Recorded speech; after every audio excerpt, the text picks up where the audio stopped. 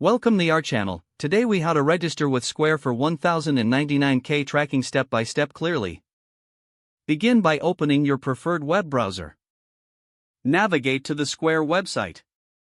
Click on the sign up button located at the top right corner of the home page.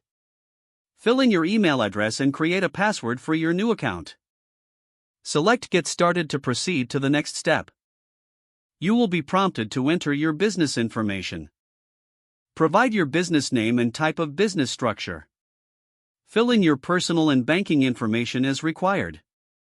Ensure your address and phone number are accurate for official communications. Review and accept Square's terms of service and privacy policy. Once your information is complete, click on Next.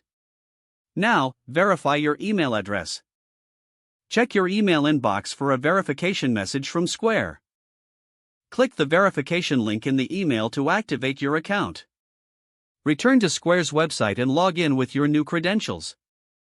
After logging in, navigate to the Settings tab found in the left-hand menu. Select Tax from the Settings options. Locate the section for 1099K tracking.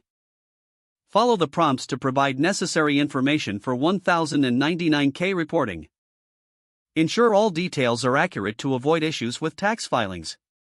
Now, set up your preferred notification settings for future tax updates. Once your setup is complete, click on Save Changes. You are now successfully registered with Square for 1099K. Consider reviewing your information periodically to ensure it remains accurate. If the page does not load, refresh the browser or try again in a private or incognito window. Make sure you are using the correct email address, then retype it carefully to avoid small typos.